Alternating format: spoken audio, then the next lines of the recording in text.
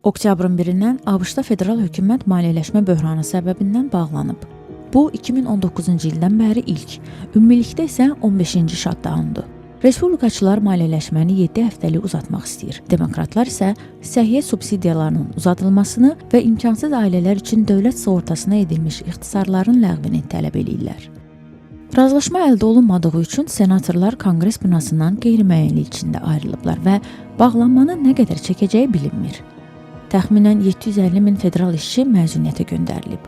Bu isə gündə 400 milyon dollarlıq əmək haqqı itkisinə səbəb olur.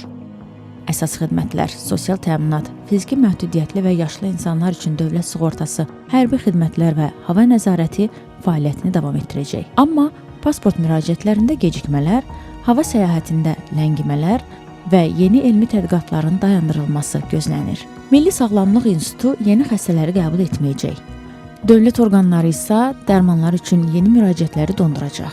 Milli parklar qismən açıq olacaq. Lakin əvvəlki bağlamalarda olduğu kimi vandalizm və təbiətə ziyan riski yüksəkdir. Sosial proqramlardan kasıb ailələr üçün ərzaq yardımı və imkansız qadınlar üçün yardımlar uzun müddətli shutdown zamanı maliyyəsiz qala bilər.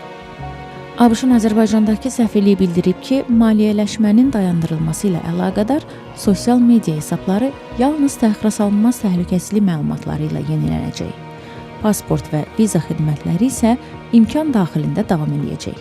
Prezident Donald Trump shutdownu demokratlara aid olan istənməyən proqramlardan qurtulmaq üçün fürsət adlandırıb və dekabradək 300 min işçinin ixtisarını planlaşdırır.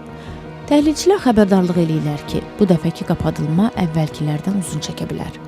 Ən uzun shutdown 2018-2019-cu illərdə 35 gün davam eləmişdi.